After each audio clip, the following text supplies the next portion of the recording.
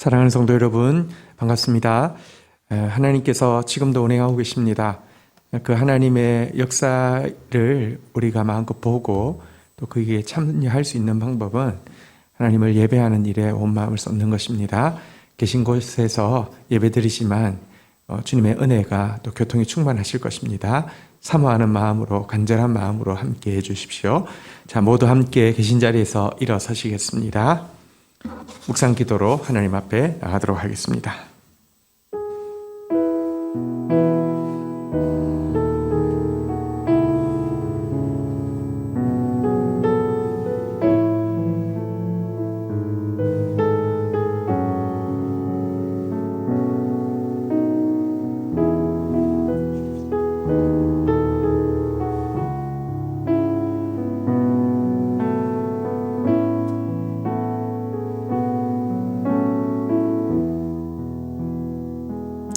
사랑이 넘치는 창조주 하나님, 저희를 천사보다 더 높이 당신을 찬양할 존재로 만드셨음을 찬양합니다. 은혜로우신 구속주 예수님, 저희를 모든 부정에서 건지사 다시 당신께 예배할 수 있는 특권을 회복시켜 주셨음을 찬양합니다. 함께 하시는 중보자 성령님, 우리를 이 시간 예배의 자리로 이끌어 주시고 마음의 무릎을 꿇게 하시고 진정한 예배를 드릴 수 있도록 도와주심을 찬양합니다. 찬양받으실 삼위 하나님이시여, 지금 당신의 존전에 우리가 다 함께 서 있습니다. 이 시간 아벨처럼 연합되는 예배를 드림으로 저희들의 창조 목적을 성취하기를 소원합니다. 예배의 능력과 예배의 즐거움을 맛보며 모든 삶이 당신의 뜻대로 새롭게 조성되기를 소원합니다. 오셔서 저희로 주를 극진히 찬양하게 하옵소서. 진리의 빛을 뿌리사 새 노래로 찬미하게 하옵소서. 아름답고 거룩한 마음으로 경배하게 하옵소서. 오늘 저희들이 드리는 예배가 향기처럼 당신의 궁정에 올라가게 하옵소서. 예수 그리스도의 이름으로 기도 올립니다. 아멘.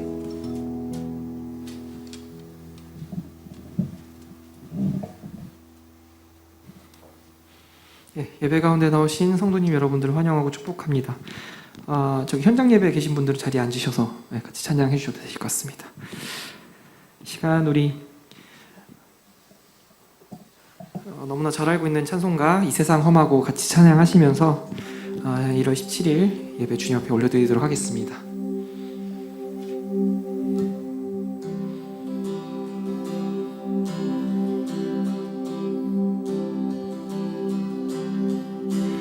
이 세상 험하고 나 비록 약하나 늘 기도 힘쓰며 큰 권능 얻겠네.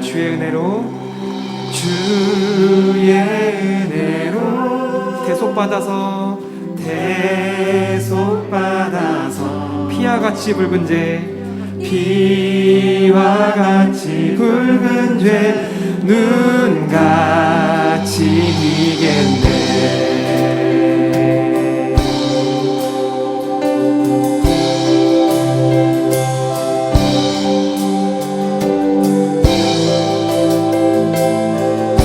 우리 1절 다시 한번 찬양하겠습니다.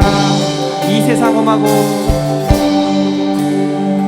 이 세상 험하고 나 비록 약하나 늘 기도 힘쓰며 큰 권능 얻게. 2절 가사로 찬양하겠습니다. 주님의 권능은 내 권능은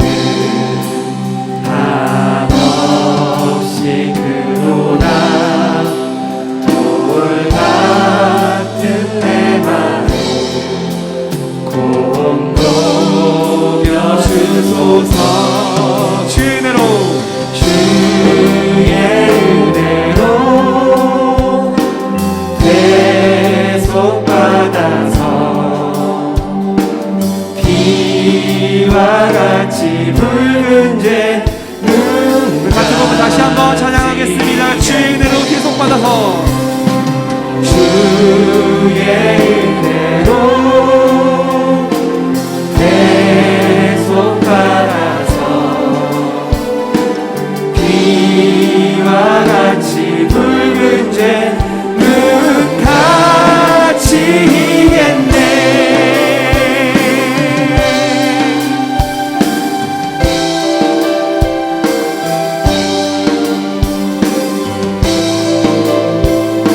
우리 소망 되신 주님을 계속해서 찬양해 원합니다.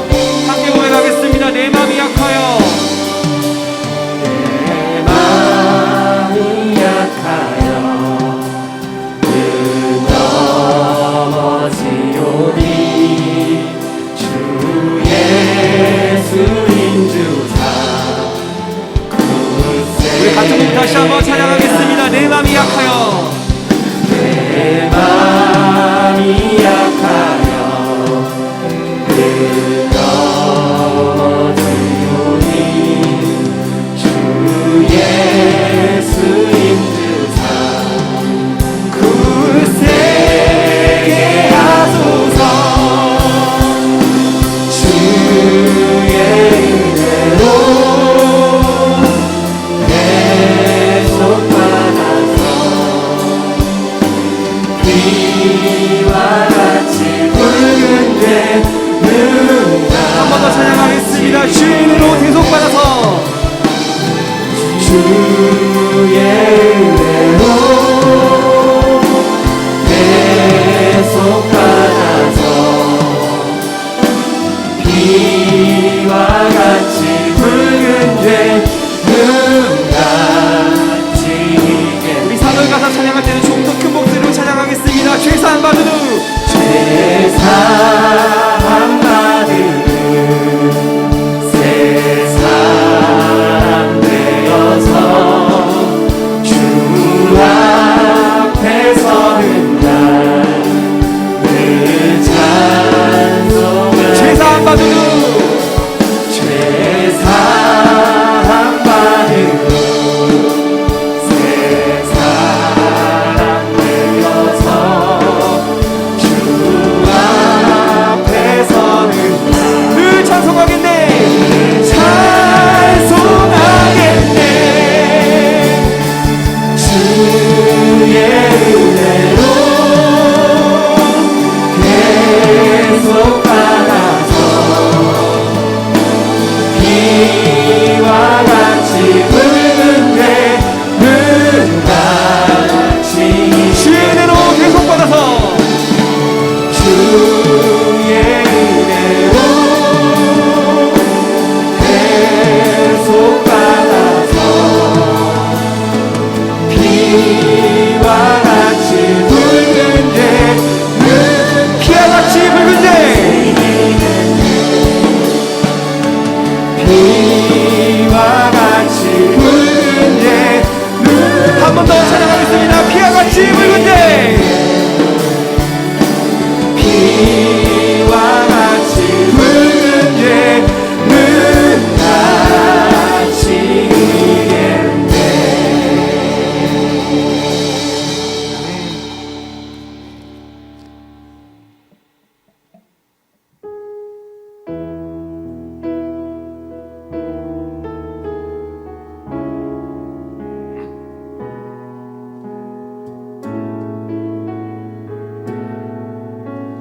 함께 찬양하시겠습니다. 주 선하님의 언제나 감사하여 위로받는 이 놀라움 속에 나 오늘도 그대와 함께하고 또 함께 새 날을 맞고 싶소. 지나간 일이 마음 괴롭히고 지나간 일이 마음 괴롭히고 오늘의 짐에 짓눌리지만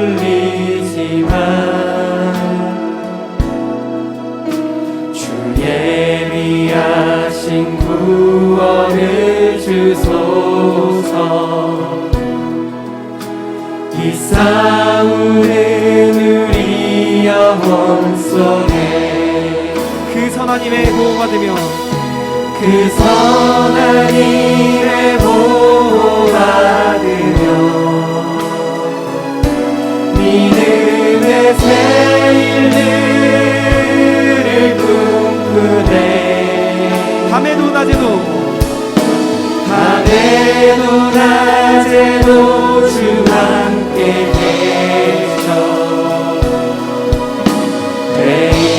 매일매일을 새롭게 하네. 3절 가사로 고백하겠습니다. 주께서 우리에게 넘치도록 쓰리 쓴 고난의 잔 주시며 선하신 당신의 손으로부터 두려움 없이 받겠나이다.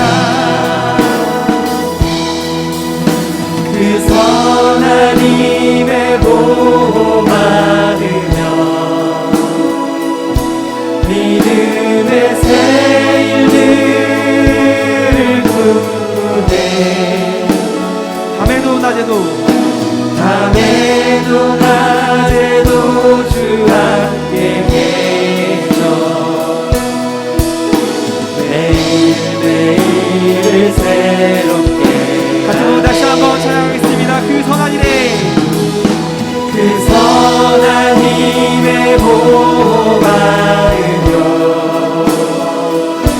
믿음의 새 일들을 꿈꾸네. 밤에도 낮에도 주 함께 계셔.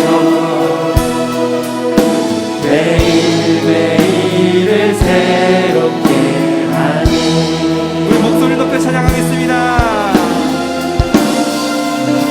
이 어둠 속에 촛불 밝히신 주 우리 안에서 타오르소서. 모두 하나가 되게 하옵소서. 우린 믿네 참 빛의 승리를. 우린 믿네 참 빛의 승리를. 그 선하님의 그 선하님의 보호받으며 믿음의 새 일들을 꿈꾸네. 밤에도 낮에도 주 함께 계셔. 매일매일을 우리 마지막으로 다시 한번 찬양하겠습니다. 그 선하님의 보호받으며 그 선하님의 보호받으며 믿음의 새 일들을 꿈꾸네. 밤에도 낮에도 밤에도 낮에도 주 함께 계셔. 매일매일을 새롭게 하네. 아멘.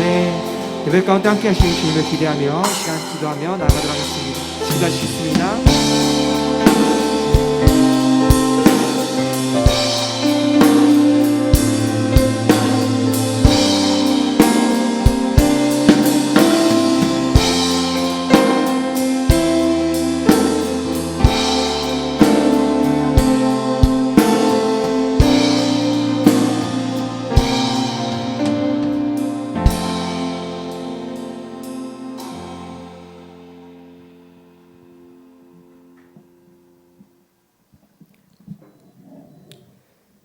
주님, 오늘도 거룩한 주일을 허락하시고 은혜의 자리로 인도하셔서 감사드립니다.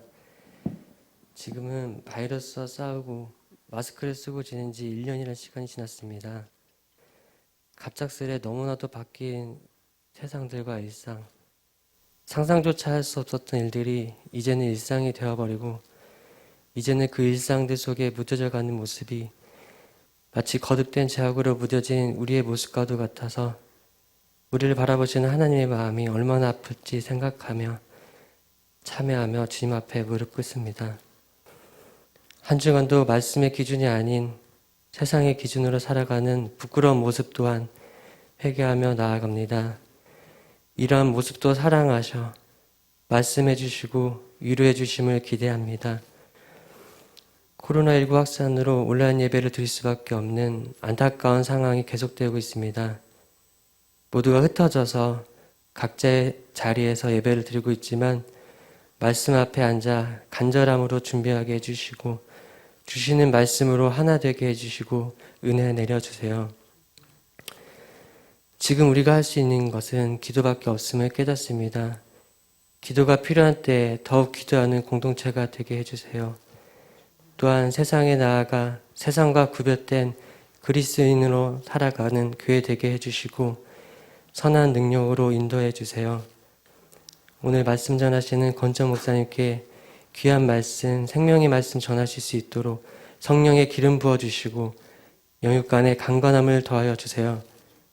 말씀을 받는 모든 이들에게 한 명 한 명 찾아가 주셔서 위로와 한 주를 살아가는 원동력이 되는 귀한 은혜의 시간이 되게 해주세요. 하루빨리 코로나 상황이 나아져서 마스크 없이 기쁘게 주님을 찬양하며 드려질 예배를 기대하고 기도합니다. 마친 시간까지 주님만 높이고 찬양하는 예배가 되게 해주시고 홀로 영광 받아주세요. 감사드리며 사랑과 은혜가 많으신 예수님의 이름으로 기도드립니다. 아멘.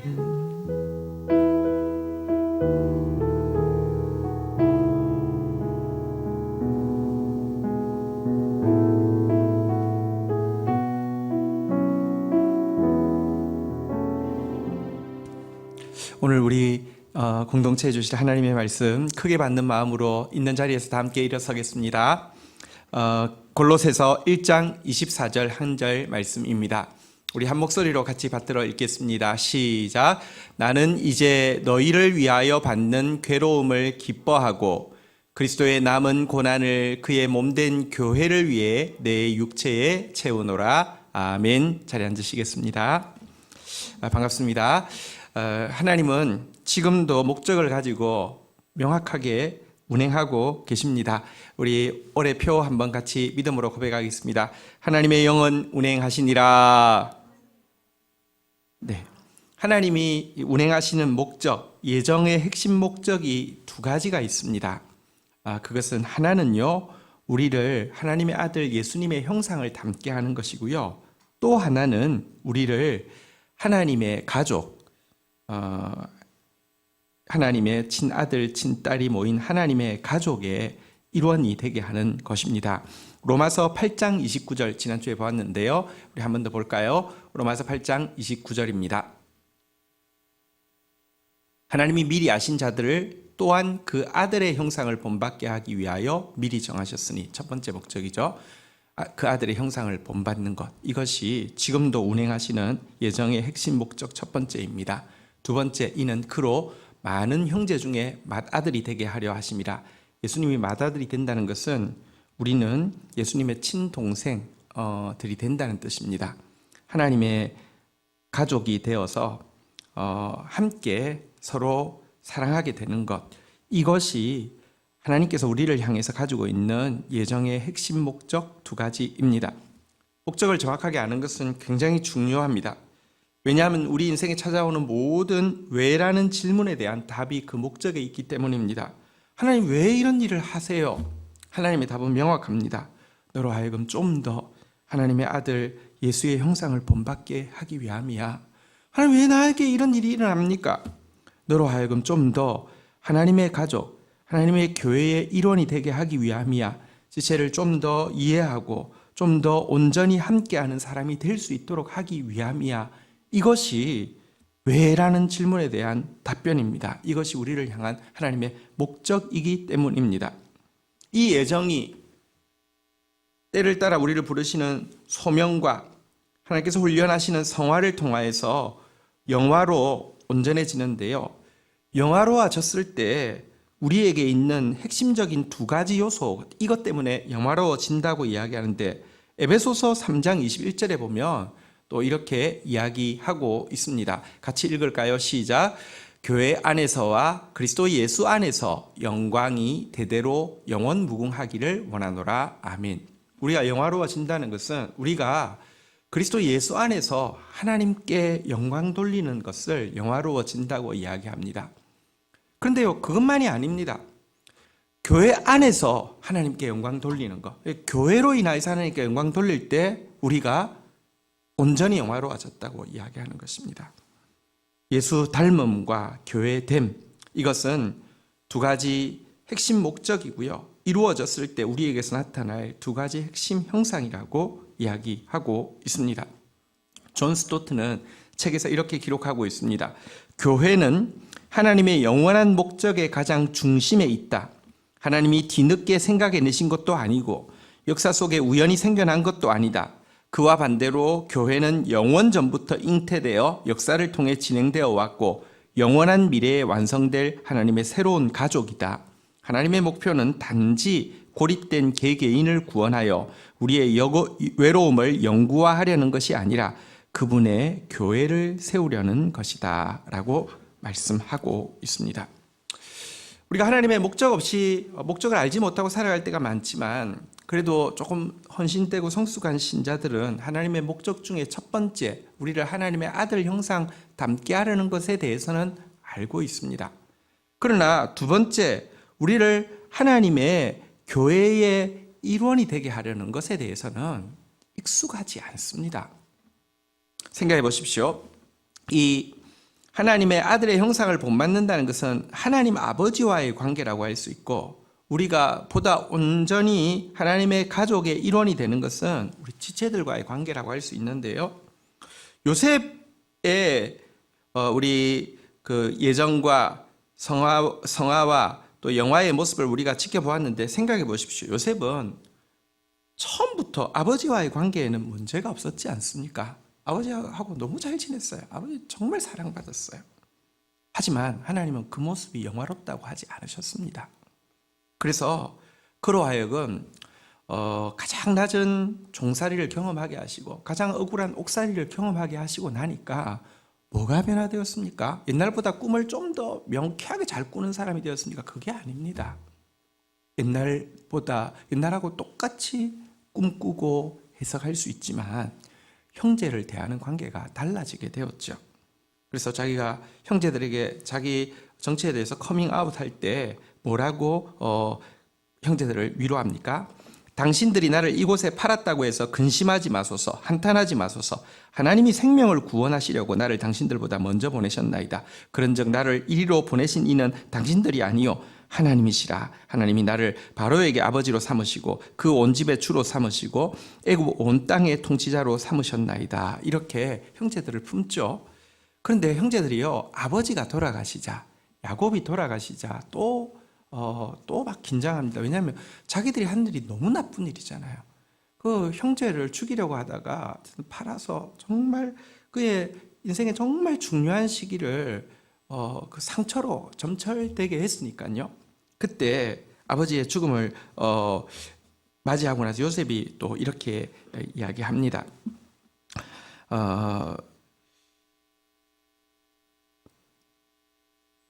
이렇게 말합니다. 두려워하지 마소서. 내가 하나님을 대신하리이까.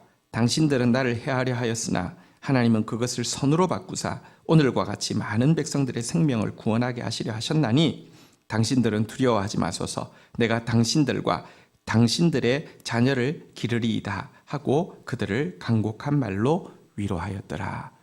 이것이 다시 말하면 예수님 닮은 모습뿐 아니라 참으로 하나님의 가족을 품을 수 있는 모습, 이것을 성경에서 영화롭다라고 이야기하는 것입니다.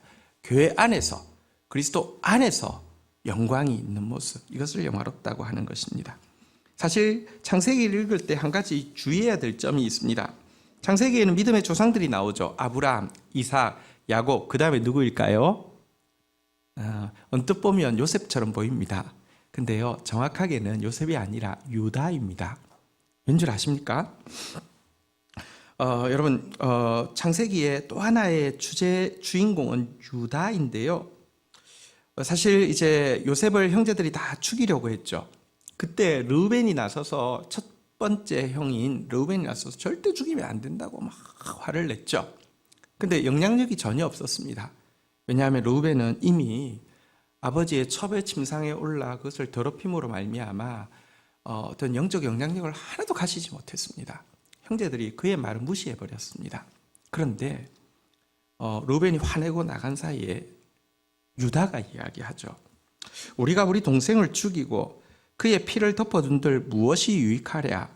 그는 우리 동생이요 우리 혈육이라 이렇게 이야기하면서 당시로는 분위기가 너무 험악해서 그냥 살려줄 수는 없기 때문에 노예로 팔자라고 이야기해서 살렸습니다. 그러지 않았으면 12아들이 아니라 11아들로 완전수가 깨어질 뻔했습니다. 유다 때문에 살았습니다. 자, 곡식을 구하러 이 형제들이 베냐민을 둔 상태에서 올라갔을 때 간첩이라고 이야기하니까 아니라고 이야기하니까 그러면 네가 앞에서 이야기한 말 중에서 너희한테 동생이 하나 있다고 했는데 그 동생을 데려오면 너희가 간첩이 아닌 줄 알겠다고 라고 이야기를 했죠. 그러면서 시몬이라는 아들을 이렇게 딱 볼모로 잡아둔 상태입니다. 내려와서 아버지에게 이야기합니다. 지금 베냐민과 같이 가지 않으면 시몬이 죽습니다. 베냐민과 같이 가게 해주십시오. 그때 야곱이 뭐라고 이야기한 줄 아십니까? 너희가 왜 내 아들을 나한테서 뺏어 가려고 하느냐? 생각해 보십시오. 베냐민만 아들입니까? 시몬은 아들 아닙니까? 지금 아들이 죽게 됐는데도 편애하는 자기 베냐민만 딱 끼고 있습니다. 야곱이 나그네 생활 험악한 130년 지냈다고 했는데 그럴만합니다. 참, 근데 그 모습이 우리 모습이 잘 안 바뀌죠. 자, 그때 여러분 결국은 아버지 야곱을 설득해서 베냐민을 데리고 간 사람이 누구냐? 그래서 시몬이 죽지 않게 한 사람이 누구냐? 바로 유다입니다. 내가 이를 아버지께로 데리고 오지 아니하면 영영이 아버지께 죄짐을 지리이다 이렇게 맹세하면서 베냐민을 데리고 가죠. 그런데 요셉이 마지막으로 시험을 하죠. 베냐민에게 문제가 생기면 나머지 형제들이 어떻게 할까? 나를 죽이려고 했던 것처럼 베냐민을 모른 채 할까? 그래서 이 베냐민의 주머니 속에 자기의 금잔을 이렇게 넣죠. 그리고는 발각이 되면서 이 녀석이 너희 동생이 이걸 가져갔다고 얘는 처벌받아야 된다고 이렇게 이야기할 때 유다가 주의 종으로 그 아이를 대신하여 머물러 있어 내 주의 종이 되게 하시고 그 아이는 그의 형제들과 함께 올려 보내소서라고 말하면서 내가 대신하겠다고 이야기하죠. 이 모습 보고는 요셉이 안심하고 커밍아웃을 하게 됩니다. 그래서 야곱이요 이제 임종전에 축복하면서 유다를 향해서 뭐라고 축복한 줄 아십니까? 유다야 너는 형제들의 찬송이 될지라. 왜냐고 하면 그가 하나됨을 이룬 사람이기 때문입니다. 그래서 가족, 우리가 예수 닮음도 너무 중요하지만 하나님의 가족됨, 교회됨 이거 핵심적으로 중요한 주제라는 것입니다. 아프리카 부족에게 있는 한 속담인데요. 참 간단하지만 참 명확하게 그 진리를 잘 드러내는 것 같아서 한번 따라해 볼까요? 한번 따라하겠습니다. 사람은 사람들을 통해서만 사람이 된다. 그렇습니다. 아이 없이 엄마 될 수 없고요. 부모 없이 자식 될 수 없듯이 우리는 형제, 자매가 없이 하나님의 온전한 가족이 될 수 없습니다. 예수 닮음도 여러분 하나님의 가족됨, 교회됨을 떠나서 예수 닮음도 마찬가지입니다. 예수 닮으려고 하면 예수를 알아야 되는데 혼자서는 알 수가 없습니다. 혼자 성경 공부하면 예수를 알까요? 그럴 수 없게 만드셨습니다. 하나님의 말씀에 여러분 옛날에 무슨 증표 같은 거 거울을 반 쪼개서 반은 내가 가지고 반은 누가 가지고 이래서 합치고 이런 거 있잖아요. 하나님의 말씀의 절반은 내가 받을 수 있지만 절반은 형제들을 통해서만 받게 만들어 두셨단 말입니다. 또 내가 예수님을 얼마나 사랑하는지도 형제들과의 관계에 들어가 보지 않으면 모르게 만드셨습니다. 말씀 받을 때는 주님 앞에서 묵상할 때 내가 정말 주님 사랑하는 것 같은데 형제들과 부대껴 봐야지만 내가 정말 주님 사랑하는지 알 수 있게 만드셨다는 것입니다. 그래서 하나님은 처음부터 사람이 혼자 사는 것이 좋지 않다고 말씀하셨습니다. 이것은 단지 결혼에 대한 말씀만이 아닙니다. 이것을 에베소서에서는 받아서 뭐라고 이야기합니까? 이 비밀이 커도다 나는 그리스도와 교회에 대하여 말하노라. 우리 혼자 신앙생활 할 수 없습니다. 혼자 있는 모습 주님 기뻐하지 않습니다. 그리스도와 교회의 관계가 바로 함께 있어야 되는 관계고 우리가 그리스도의 교회 안에 들어가는 것이 하나님 앞에 합당하다는 것입니다. 자, 그렇다고 하면 이제 이 교회에 대해서 조금 더 묵상하겠는데요. 오늘 본문으로 좀 돌아가 보면 본문의 제목이 무엇이라고 했습니까? 한번 더 따라하겠습니다. 교회를 위한 그리스도의 남은 고난. 골로새서 1장 24절 본문으로 한번 돌아가 보겠습니다. 한번 같이 읽도록 하겠습니다. 시작. 나는 이제 그리스도를 위하여 받는 괴로움을 기뻐하고 그리스도의 남은 고난을 그의 몸된 교회를 위하여 내 육신에 채우노라. 이것은 바울의 고백인데요. 바울의 고백 중간에 보면 그리스도에게 남은 고난이 있다는 것입니다. 그의 몸된 교회를 위하는 남은 고난이 있다는 것입니다. 자, 먼저 이 교회와 관련해서 교회를 위한 그리스도의 남은 고난이 무엇인가 좀 생각해 보도록 하겠습니다. 그리스도의 구원이 조금 뭔가 부족해서 그리스도의 대가지불이 뭔가 부족해서 조금 더 해야 될 일이 있다는 말입니까? 그 말은 아닙니다. 그리스도의 구원은 완전합니다. 그런데 교회를 위한 그리스도의 고난이 남아있다라고 하는데 이건 뭘 이야기하는 것일까요? 우리 GT 토요일 본문에 보면 하나님께서 새 노래로 여호와의 구원에 대해서 찬양하라고 하면서 그분의 성육신과 그분의 십자가에 대해서 찬양하라고 하고 나서는 그분이 세우신 교회에 대해서 찬양하라는 내용이 남았습니다. 시편 98편 3절의 내용인데요. 시편 98편 3절입니다. 여기 보니까 이렇게 그의 교회를 향한 구원에 대해서 찬양하고 있습니다. 그가 이스라엘 집에 베푸신 인자와 성실을 기억하셨으므로 땅끝까지 이르는 모든 것이 우리 하나님의 구원을 보았도다. 하나님은요, 이스라엘을 향해서 인자와 성실을 끝없이 베푸셨습니다. 이스라엘은 말을 지금으로 표현하면 구약의 교회라고 할 수 있습니다. 그들을 택하시고는요, 그들의 반역과 그들의 더러움과 그들의 범죄에도 불구하고 끊임없이 인자와 성실을 베푸셨습니다. 물론 그랬다고 해서 다 구원받는 건 아닙니다. 이스라엘의 수가 허다하다 할지라도 그들 가운데 남은 자, 다시 말하면 가난하고 겸손한 자만 구원받는 건 맞습니다. 그런데요, 그렇게 범죄한 그들을 향한 인자와 성실을 쏟아 놓으신 것을 기억하심으로 말미암아 내가 이렇게 했는데 너희들이 나를 버려 다 죽어버려 이렇게 끝나는 것이 아니라 하나님은 이 인자와 성실을 기억하심으로 뭘 하느냐고 하면요, 내가 이스라엘 백성들에게도 이렇게 인자와 성실을 베풀었다고 하면 나를 모르는 이방 백성들에게 인자와 성실을 베풀지 않을 이유가 어디 있어? 긍휼을 베풀지 않을 이유가 어디 있어? 이렇게 해서 땅끝까지 이르는 모든 것, 다시 말하면 땅끝까지에 있는 모든 이방 백성들이 하나님의 구원을 볼 수 있게 하셨다. 이것을 찬양해야 된다. 이런 내용인데요. 이 내용이 조금 더 구체적으로 무엇인지를 바울이 인용을 하고 있거든요. 한번 볼까요? 로마서 11장 30절부터 보면 이것에 대해서 설명하고 있습니다. 너희가 전에는 하나님께 순종하지 아니하더니 이방인들은 하나님을 알지 못했고 순종하지 않았죠.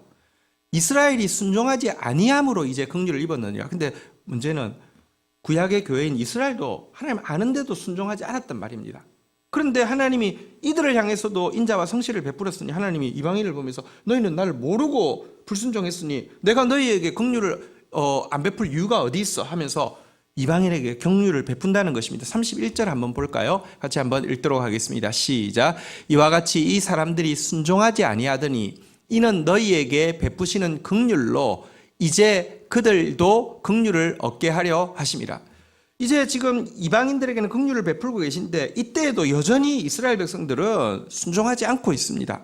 하나님께서 긍휼을 베풀면서 이것들이 아직까지 순종하지 않아? 내가 정말 이제 너희는 희망이 없어 이스라엘 내가 쓸어버리겠으라고 하지 않고 뭐라고 생각하시냐면 지금 내가 이방인에게도 긍휼을 베풀고 있는데 다시 이스라엘에게 긍휼을 베푸는 게 무슨 문제야 하면서 또 이스라엘에게 긍휼을 베풀 계획을 가지고 계신다는 것입니다.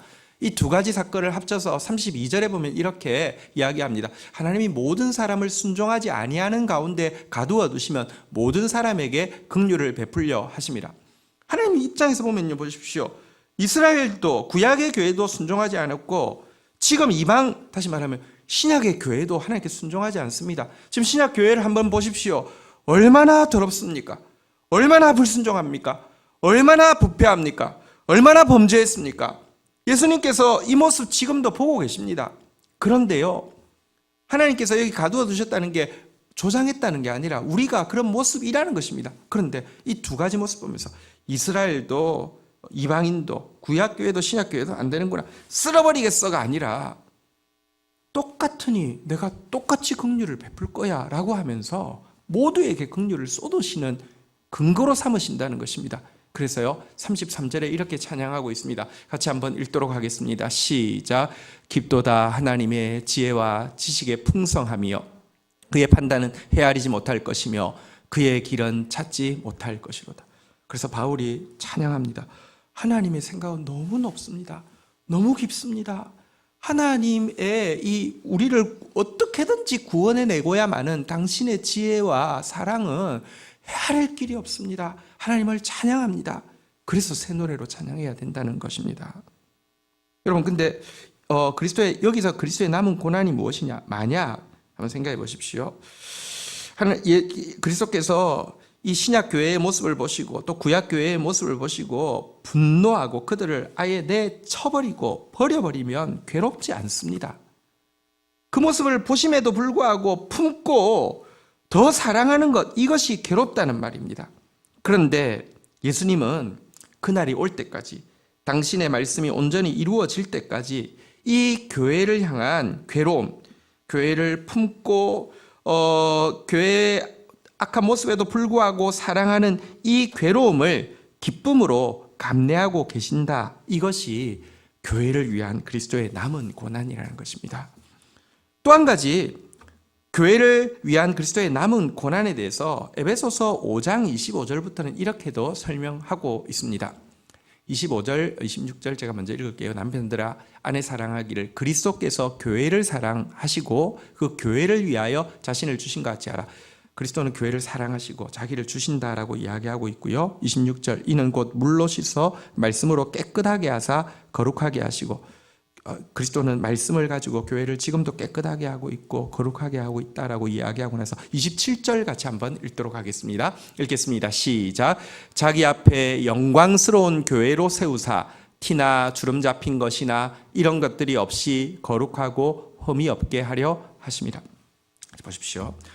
교회를 위한 그리스도의 남은 고난 두 번째, 한번 앞에서는 이 죄악에도 불구하고 그를 사랑하는 괴로움을 기쁨으로 감내하신다고 했습니다. 그런데요, 너는 죄인이고 너는 정말 악하지만 난 그래도 사랑할 거야. 너희는 그 정도니까 내가 기준을 높이지 않고 그냥 내가 긍휼로 그냥 불쌍히 여겨줄게. 이것까지는 또 쉬울 수 있습니다. 기준을 낮추면 고통도 사라집니다. 부모가 자녀에 대한 기준을 낮추면요, 공부를 좀 안 해도 그냥 서로가 해피할 수 있잖아요. 그죠? 근데요, 그리스도는 그렇다고 해서 기준을 낮추지 않습니다. 교회를 향한 당신의 완전한 계획을 포기하지 않는다는 것입니다. 티나 주름 잡힌 것도 없고 거룩하여 흠도 없게 자기 앞에서 참으로 영광스러운 교회 되게 하시는 이 계획을 포기하지 않겠다는 것입니다. 지금처럼 교회가 참담하고 부끄러운 순간이 한국 교회 역사에 있었습니까? 그런데 지금도요, 하나님은 교회를 향한 당신의 계획을 되뇌이시면서 흠없고 영광스러운 교회로 세우시고야 마시겠다고 다짐하며 이 괴로움을 기쁨으로 감내한다는 것입니다. 두 가지를 요약하면, 하나는 사랑하는 괴로움을 내가 끝까지 감당하겠다는 것이고요. 두 번째는 원래의 계획을 포기하지 않는 괴로움을 내가 끝까지 감당하겠다, 기쁨으로 감내하겠다. 이것이 교회를 향한 그리스도의 남은 고난이라는 뜻입니다. 그런데 오늘 본문 골로새서 1장 24절에 가면요, 교회를 향한 그리스도의 남은 고난을 바울이 무엇이라고 이야기합니까? 한번 따라하겠습니다. 이제 나는 너희를 위하여 받는 괴로움을 기뻐하고 교회를 위하여 내 육체에 채우려 하노라. 바울 역시 너희를 위하여 받는 괴로움, 교회 때문에 받는 괴로움을 기뻐하겠다고 이야기하면서 교회를 위해서 그 남은 고난을 내 육체에 채우겠다라고 이야기하고 있습니다. 이건 무엇입니까? 동일한 것입니다. 교회가 아무리 비천하고 아무리 흉물스럽다 할지라도 교회를 떠나지 아니하며 교회를 사랑으로 함께 하겠다는 결단입니다. 바울은 서신에 보면 여러 번 이렇게 이야기합니다. 이 일은 고사하고 아직도 날마다 내 속에 눌리는 일이 있으니 곧 모든 교회를 위하여 염려하는 것이라. 육신적으로 당하는 고통, 모함당하는 고통, 모든 고통보다 교회를 위한 염려가 자기를 짓누르고 있다라고 하지만 절대로 그 염려를 내팽개쳐버리고 아이 몰라 하고 내팽개쳐버리지 않고 품고 가겠다고 이야기합니다. 디모데후서 2장 10절에도 보면 우리 같이 한번 읽어볼까요? 그는 사랑으로 끝까지 교회를 떠나지 않겠다고 품겠다고 고백합니다. 같이 읽겠습니다. 시작. 그러므로 내가 택함 받은 자들을 위하여 모든 것을 참음은 그들도 그리스도 예수 안에 있는 구원을 영원한 영광과 함께 받게 하려 함이라. 여기 보니까요, 택함 받은 자들을 위하여 그런데 이 택함 받은 자들이 무엇을 이야기합니까? 교회를 이야기하죠. 교회를 위해서 내가 모든 것을 참는다라고 했습니다. 참는다는 말은 무엇입니까? 하나는 일이 많고요, 실망스러운 일이 많고요, 포기하고 싶은 일이 많다는 뜻이죠. 정말 교회 안에 깊이 들어오면 들어올수록 하나는 일 더 많습니다. 포기하고 싶은 거 더 많습니다. 내팽개치고 싶은 거 더 많습니다. 그런데 바울은요, 너희 택함 받은 자들을 위해서 모든 것을 참는다라고 이야기합니다. 왜냐고 하면 교회는요, 그리스도 예수 안에 있는 구원을 이룰 것입니다. 겨우 구원받는 것이 아니라 영원한 영광을 함께 받게 될 것입니다. 이 사실을 알기 때문에 참는다라고 이야기합니다. 떠나지 않고 사랑으로 함께 하겠다는 것입니다. 또 겨우 떠나지 않고 사랑으로 함께하고 그냥 내가 품고 가야지 어쩔 수 없지가 아닙니다. 포기하지 않고 교회의 완전을 추구하겠다고 또 바울은 이야기하고 있습니다. 우리 오늘 본문이 골로새서인데요. 골로새서 배경을 좀 설명드리겠습니다. 골로새 교회는 바울에 의해서 개척된 교회는 아니라 바울이 보낸 에바브라라는 사람에 의해서 개척된 교회인데요. 그 에바브라가 멀리, 골로새는 이 소아시아에 있는데 바울은 지금 로마 감옥에 갇혀 있는데 바울에게까지 지금 찾아왔습니다. 온 이유가 무엇인지 아십니까? 지금 골로새 교회에 이단들이 침투해서 교회를 마구 더럽히고 있고 교회가 심각하게 연약한 성도들이 영향을 받아서 왜곡된 모습들을 가지고 있기 때문에 어떻게 해야지 이 문제를 해결할 수 있겠습니까? 하는 고민을 가지고 바울을 찾아온 것입니다. 이렇게 생각하면 지금 이 골로새서의 배경은 오늘 한국교회하고 비슷합니다. 한국교회 안에 여러분 예를 들면 신천지 우리 이름은 들어봤지만 이렇게 엄청난 세력인지 우리 이번에 정말 이 사태를 겪으면서 알게 되었고요. 특별히 청년들이 그렇게 많은지 우리 충격적으로 보게 되었습니다. 근데 그래도 어쨌거나 세상에서는 신천지도 교회 하니까 욕을 얻어먹는데 그때까지만 해도 괜찮은데요. 지금 인터콥 이런 사태를 보면서는요. 차라리 신천지가 지금 인터콥에 비하면 교회에 비하면 더 낫네 이런 이야기를 듣습니다. 인터콥 정말 잘못되었습니다. 사실은 거기 다니는 사람들보다는 지도자가 정말 악합니다. 제가 잘 아는 사람인데 정말 악합니다. 근데요, 이것 때문에 근데 여기에 영향을 지금 한국교회가 너무 많이 받고 있습니다. 어떻게 해결해야 될지를 모르겠습니다. 이런 사태, 이 일그러진 모습을 이 보고받고는요, 바울은 포기하지 않습니다. 우리 골로새서 1장 24절 읽었는데 25절 한번 볼까요? 이렇게 자기가 해야 될 일에 대해서 이렇게 선언합니다. 같이 읽겠습니다. 시작.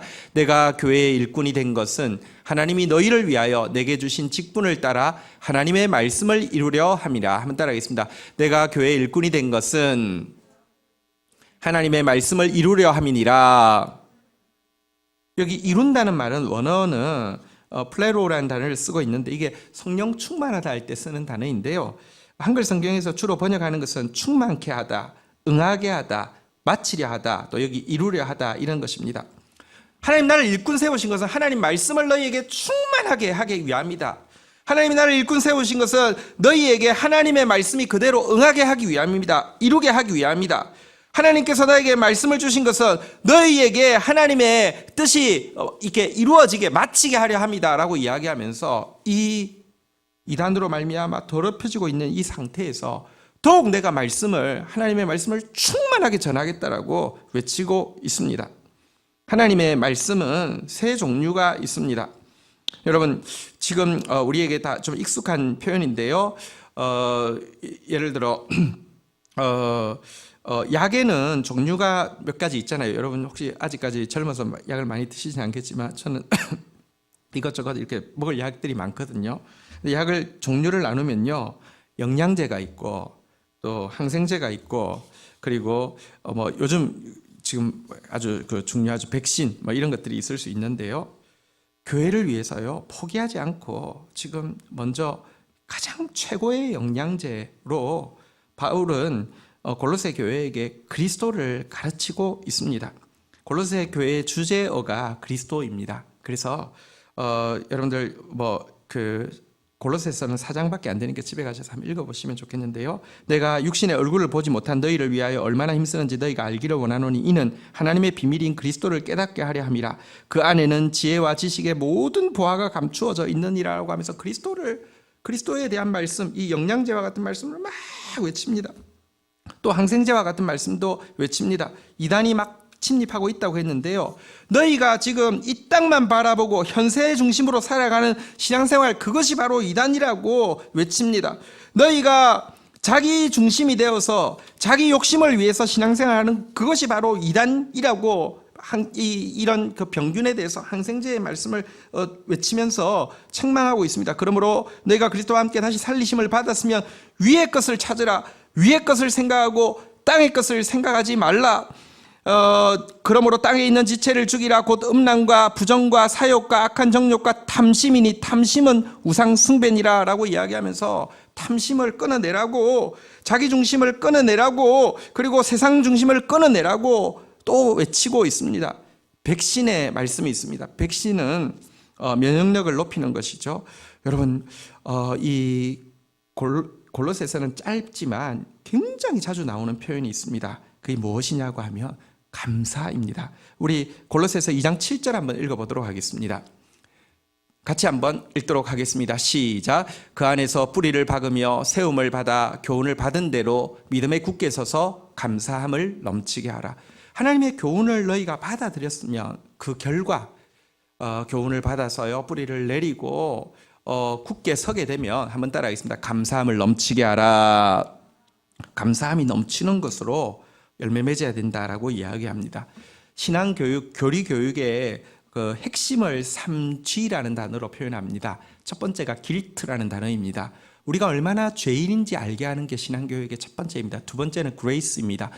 하나님의 은혜가 또 얼마나 큰지를 알게 하는 것이 두 번째입니다. 그리고 마지막 세 번째 G는요, gratitude라는 단어인데요, 이것은 감사라는 것입니다.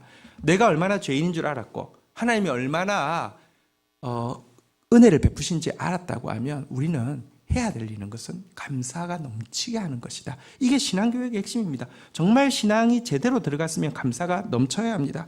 그래서 시간 관계상 그냥 말씀하면요, 교회 생활을 할 때에 한 몸으로 부르심을 받았으니 너희는 또한 감사하는 자가 되라라고 골로새서에서 외치고 있고요. 찬양할 때에 시와 찬송과 신령한 노래를 부르며 감사하는 마음으로 하나님께 찬양하라라고 이야기하고 있고요. 말할 때나 일할 때에도 말에나 일에나 다 주 예수를 힘입어 하나님께 감사하라라고 외치고 있고요. 기도할 때에도 기도를 계속하고 기도에 감사함으로 깨어 있으라라고 외치면서 백신은 감사라고, 감사할 때 이길 수 있다라고 하면서 감사 외치고 있습니다. 생각해 보십시오.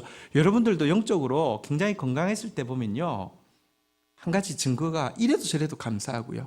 여러분들이 영적으로 굉장히 위험했을 때가 보면요, 이래저래도 감사가 아니라 불평이 나왔으며 굉장히 문제가 있는 것입니다. 어쨌든 바울은요, 교회를 포기하지 않습니다.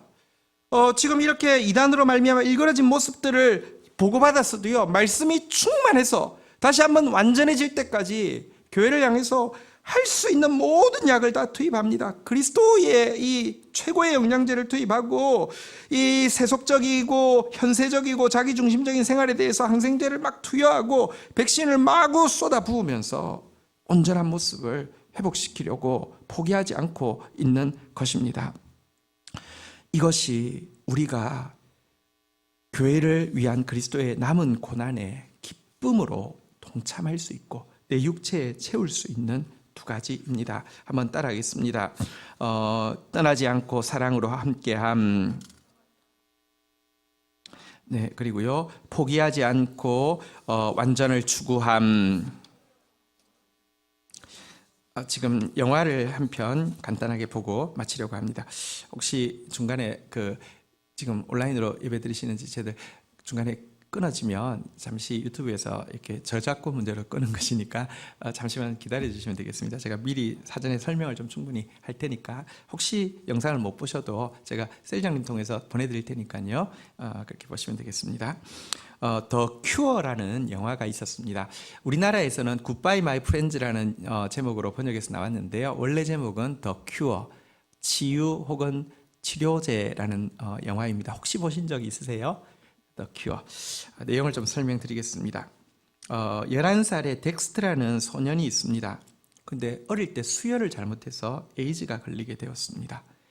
이 영화는 아주 95년도 영화니까 그때만 해도 에이즈라고 하면 저주받은 불치병입니다. 사람들의 편견과 외면 속에서 죽음을 두려워하면서 혼자 집에서 이제 집들에서 놀고 집 안에서 노는 아이입니다. 근데 그 집과 높은 나무 담장을 사이에 두고 에릭이라는 소년이 살고 있었습니다. 이 친구 역시 왕따를 당하는 친구였고 또 이혼한 어머니로부터도 사랑받지 못하는 그런 소년이었습니다. 그래서 둘 다 친구가 없기 때문에 안에 있다가 이 벽을 사이에 두고 막 이렇게 막 말싸움도 하고 막 이렇게 하다가 에릭은 너무 외로워서 그 외로움을 견디지 못하고 편견을 넘어서서 담장을 넘어서 덱스트 이 11살 에이즈 걸린 소년에게 가게 됩니다. 그러면서 편견을 넘고 보니까 서로 우정을 키워 나갈 수 있게 되었고요. 그리고는 덱스트를 치료해 주겠다는 생각이 간절해져 가지고 이렇게 백과사전 같은 데 보면서 풀 같은 거 보고 무슨 효능이 있으면 이렇게 해서 끓여서 먹여보고 아니면 X치고 이렇게 아니면 또 초콜릿을 많이 사가지고 마구 이걸 먹으면 혹시 또 이게 나을지 모른다고 막 이렇게도 하고 이렇게 하다가 한 번은 어떤 약초를 끓여 먹었는데 그게 독초여서 부작용이 생겨서 큰일 날 뻔하게 되었습니다.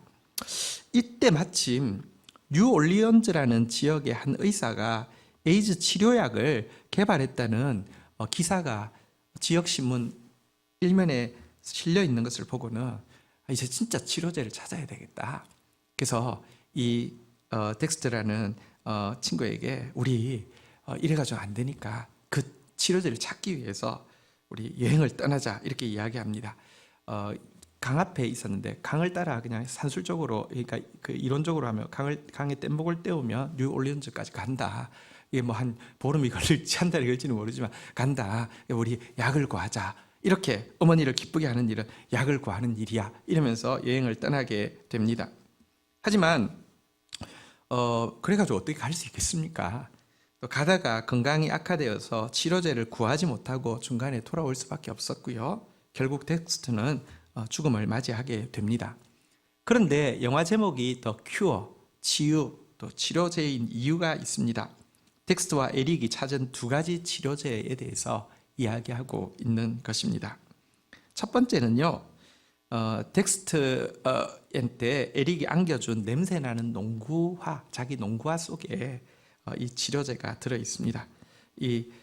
잘 때 내 이 냄새 더럽게 나는 이 농구화를 껴안고 자라고 이야기합니다. 그러면 괜찮을 거야라고 이야기하는데 이것은 나는 너를 떠나지 않고 나는 너를 사랑하고 너와 항상 함께 할 거야 라는 상징이고요. 두 번째 치료약은 덱스터의 장례식 때에 덱스터의 구두 한쪽을 벗겨서 품고 숨어서 나와서는 뉴올리언즈로 향하는 강물에다가 띄우는 장면이 마지막 장면입니다.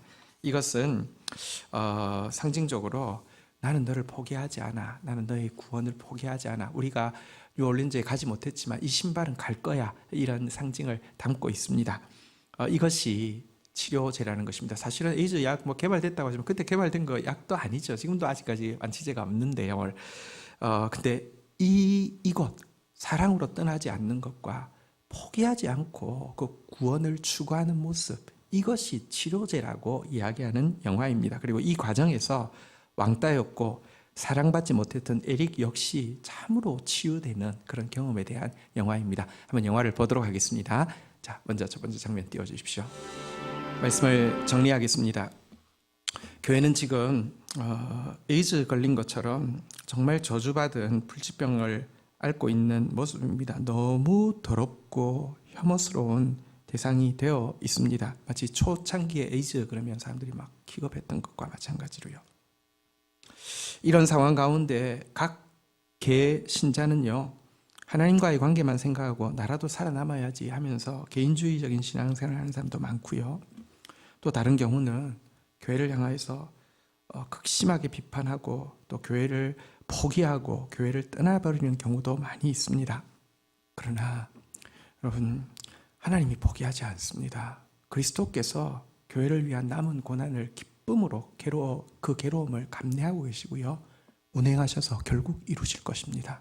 이 사실을 믿을진데 우리같이 약한 사람이 가질 수 있는 참된 치료제는 더 큐어, 사랑으로 함께 하는 것이고 떠나지 않는 것입니다. 구원 완전을 추구하면서 포기하지 않는 것입니다. 그럴 때 반드시 하나님은 그 일을 이루실 것입니다. 그런 저와 여러분들 되기를 그리스도의 남은 고난에 기쁨으로 내 육체에 채우고 함께 괴로움을 받아들이는 저와 여러분들 되기를 주의 이름으로 축복합니다. 자리에서 일어서시겠습니다. 우리 함께 찬양하면서 주님 앞에 나가도록 하겠습니다.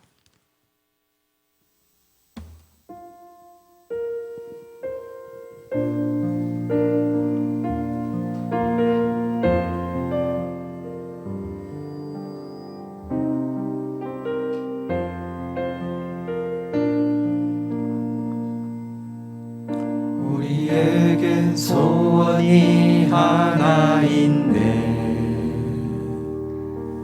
주님 다시 오실 그날까지 우리 가슴에 새긴 주의 십자가 사랑, 나의 교회를 사랑케 하네. 주의 교회를 향한 우리 마음, 희생과 포기와 가난과 고난, 하물며 죽음조차 우릴 막을 수 없네. 우리 교회는 이 땅에 있다. 교회에게 예배되게 우릴 사용하소서. 진정한 부흥의 날 오늘 임하도록 우릴 사용하소서.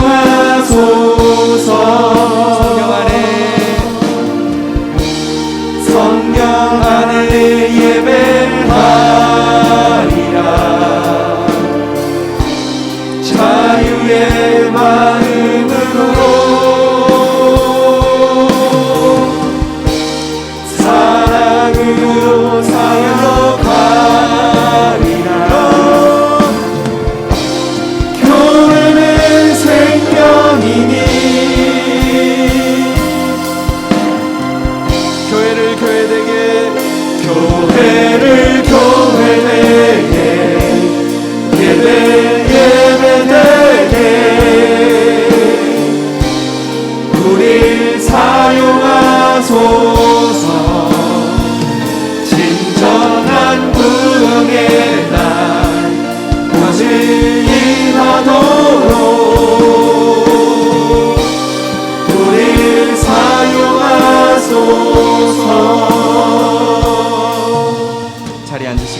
감사합니다. 이 시간 함께 기도하는 시간 가지도록 하겠습니다.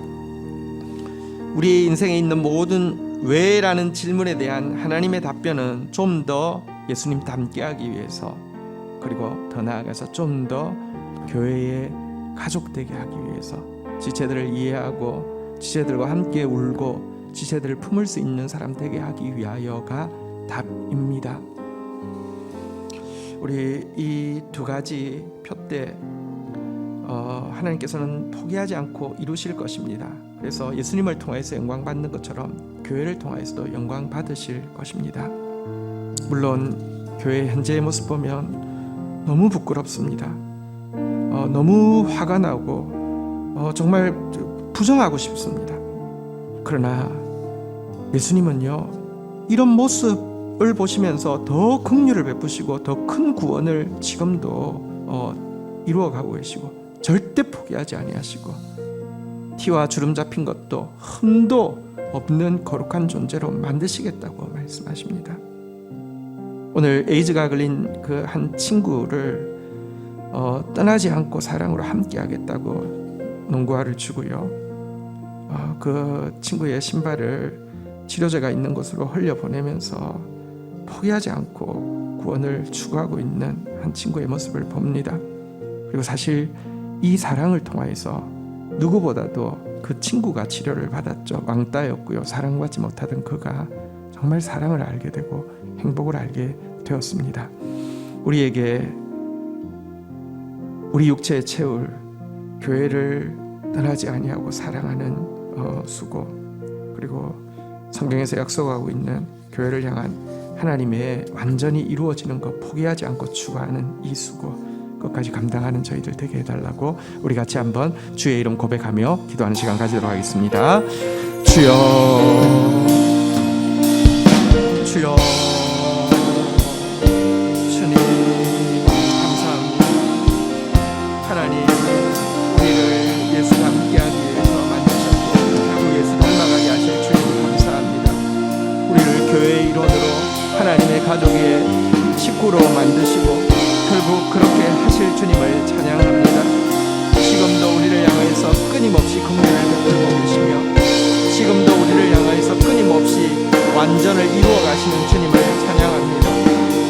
우리 아버지, 끊임없이 염려하며 끊임없이 참을 뿐 아니라 끊임없이 말씀을 선포하여서 예수 그리스도를 알려주고 또 우상 숭배를 대적하며 열심히 최선을 다하여 감사의 사람으로 살아내고 감사의 씨앗을 심은 것과 같이 하나님 좀 더 그 일을 감당할 수 있도록 인도하여 주옵소서.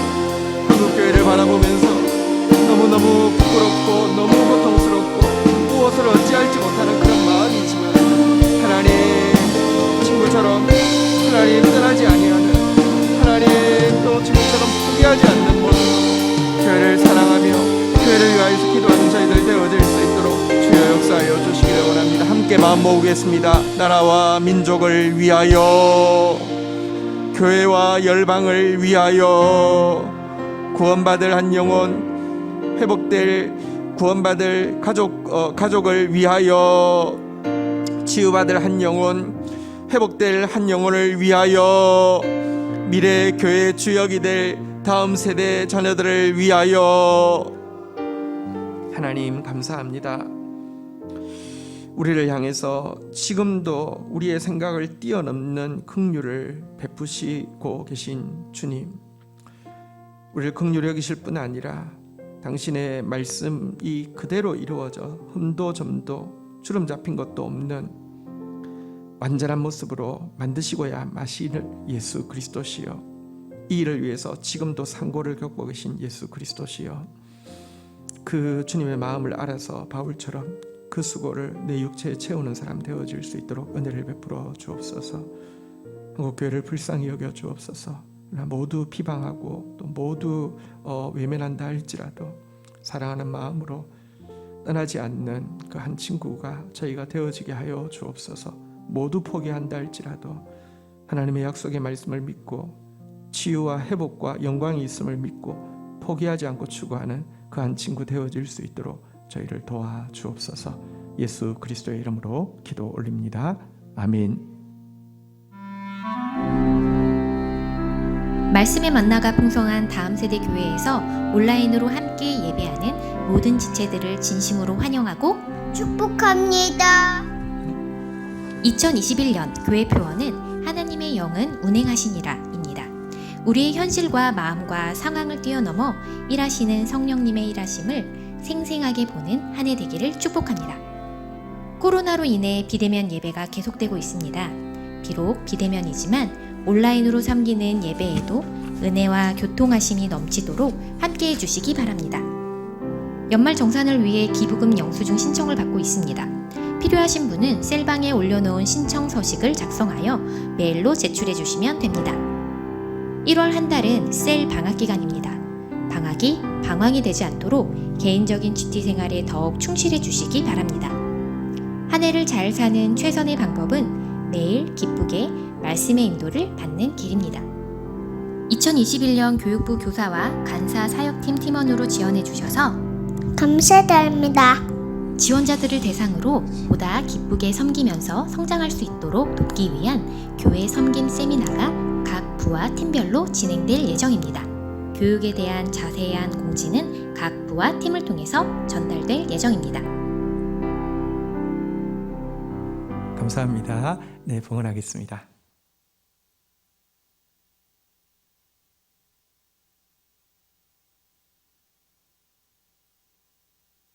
하나님, 저희들을 하나님의 가족으로 삼아주셔서 감사합니다. 오늘도 주님 앞에 사랑과 믿음과 헌신을 고백하며 함께 나온 지체들을 한 영혼 한 영혼 축복하여 주옵소서.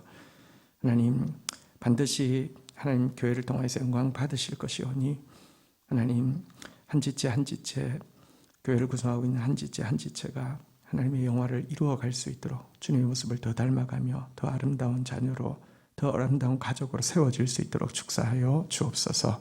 예수 그리스도의 이름으로 기도 올립니다. 아멘.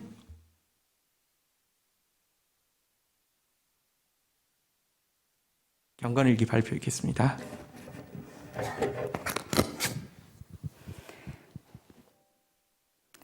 시편 97편 1장에서 10절 말씀 중에 10절에서 12절 말씀.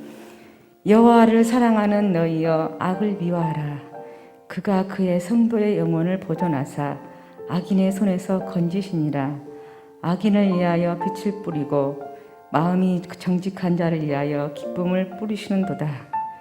의인이여 너희는 여호와로 말미암아 기뻐하며 그의 거룩한 이름을 감사할지어다. 보이는 현실이 아니라 하나님의 공의로 세상을 심판하신다는 것을 듣고 하나님의 백성들은 기뻐하고 즐거워한다. 여호와는 온 땅에 기존하시고 모든 신들 위에 계신 것을 알기 때문이다. 보이는 현실이 아무리 암담해도 온 세상을 하나님께서 공의로 다스린다는 것을 믿는 사람은 원망과 불평으로 하나님 앞에 죄를 버리지 않을 것이다. 하나님의 통치를 기억하며 인내하며 하나님의 때를 기다린다. 10절 말씀에 여호와를 사랑하는 너희여 악을 미워하라. 그가 그의 성도의 영혼을 보존하사 악인의 손에서 건지시니라. 하나님은 그냥 두시는 분이 아니고 의인을 위하여 빛을 뿌리고 마음이 정직한 자를 위하여 기쁨을 뿌리신다. 하나님의 마음을 보게 된다. 주님 연약하지만 매일매일 말씀으로 저를 만져주시니 감사합니다. 주님 앞에 마땅히 행할 태도를 가르쳐 주셔서 감사합니다. 악을 미워하라 하신 말씀에 악을 미워하고 공의와 심판 앞에 은밀한 우상에 깨트려지고 악한 생각과 행실로 하나님과 멀어지며 어리석은 자가 되지 않도록 하나님의 통치 안에 주님이 주시는 말씀을 남편과 아이들의 삶 속에서 하나님의 영이 운행하시는 것을 보며 느끼며 하나님 나라의 마음을 두기를 소망합니다.